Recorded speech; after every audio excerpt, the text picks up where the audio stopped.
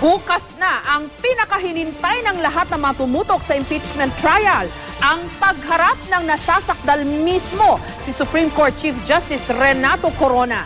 Marami ang nag-aabang sa kanyang sasabihin tungkol sa di manoy milyon-milyon niyang dollar accounts at kung paano siya tatratuhin ng prosecution, gayon din ang mga senator judges na sa huli siyang huhusga sa kanya. Live mula sa Supreme Court sa Maynila, may report si Joseph Morong. Joseph?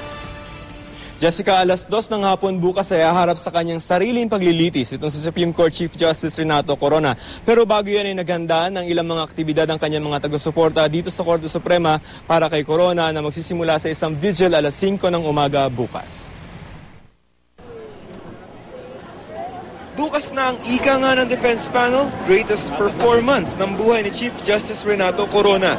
Tahimik pa ngayong gabi ang Korte Suprema pero bukas maaga magsisimula ang mga aktibidad dito. Kanina sa isang misa para kay Corona, nagpamalas na ng puwersa ang kanyang mga taga-suporta. Pinangunahan ni Archbishop Ramon Arguelles ang misa para kay Corona. Parehong Batanggenyo sina Arguelles at Corona. Nandun din ang ilang maestrado ng Korte Suprema, tulad ng Associate Justices Teresita Leonardo de Castro, Roberto Abad, Jose Perez at Jose Mendoza. Sabi ng mga taga-suporta ni Corona, alas 5 pa lamang ng umaga bukas, magsasagawa raw sila ng vigil dito sa Korte Suprema. Magkakaroon din ng interfaith prayer at misa alas 10 ng umaga. At pagkatapos noon, ihahatid ng motorcade si Corona papuntang Senado. Ang ilan naman sa Senado na sasalubungin ng punong maestrado. At tulad ng sinabi niya, walang iwanan at hindi siya bibigay sa pressure ng Malacanang. Gusto rin namin manggaling sa kanya at patunayan niya itong mga akusasyon na biglaan na lang lumilitaw. Ang grupong Union for Greater Advancement of Truth o UGAT may inihanda pang tarpaulin. Hindi raw bababa ng 5,000 ang kanilang miyembrong sumusuporta kay Corona. Bukod sa pagrarally sa gitna ng kalye, isa itong magandang daan para pasiwalat yung gusto nating sabihin. Panawagan namin na ilabas ang katotohanan. Sabi ni Corona, handa raw siya sa pagtestigo niya bukas. Basta ka? Okay lang? Okay ko? Ikaw sir, kamusta ka? Okay. Hindi po kayo kinakabahan for tomorrow? Walang kakaba-kaba.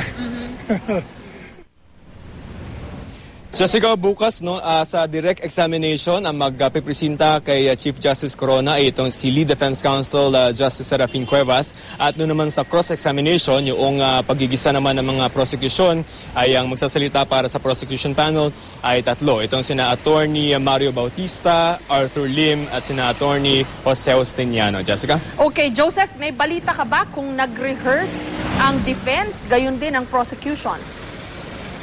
Ang sabi ng defense panel ay hindi raw. At noong Sunday, ang sinabi ni Chief Justice Corona sa kanila ay spend some time with your family. So ang sinasabi ng prosecution is that walang rehearsal, kumbaga parang rehearsal ng mock trial na ginawa yung defense panel para ihanda itong si Chief Justice Corona para bukas, Jessica. Okay, are we expecting anything new bukod dun sa nauna ng sinabi ng defense at ng kampo mismo ng Chief Justice na hindi raw kapanipaniwala yung 10 to 12 million na sinabi ng ombudsman dun sa impeachment trial? Ang magandang bantayan natin, Jessica, kasi ang sinasabi ng prosecution, ang kumbaga, quote-unquote, damning evidence, ay yung itong sinabi nitong si Ombudsman Conchita Carpio Morales that he has 82. Pero tingnan natin kung paano magiging atake ng depensa kasi dati narinig na natin sila na yung sinabi nitong si Ombudsman Morales ay hindi kasama doon sa charges, doon sa Article 2 because remember, yung Article 2 ay dalawa lang yan. A non-filing of SALN at ikalawa, yung 2.2, ay non-declaration of certain assets. Yes. Ngayon, ang halaga, ang magiging halaga lang marahil noong testimonya ni Ombudsman Morales is that pag na-establish na may pera, bakit hindi isinama sa SALN? Okay, on the one hand, ang sinasabi ng prosecution through Ombudsman Carpio Morales, merong $82 accounts itong si Chief Justice Corona worth 10 to 12 million dollars. Pero narinig din natin o nabasa yung sinabi ng defense na 3 to 4 accounts lang daw yan at hindi raw yan lalagpas sa 30 million pesos.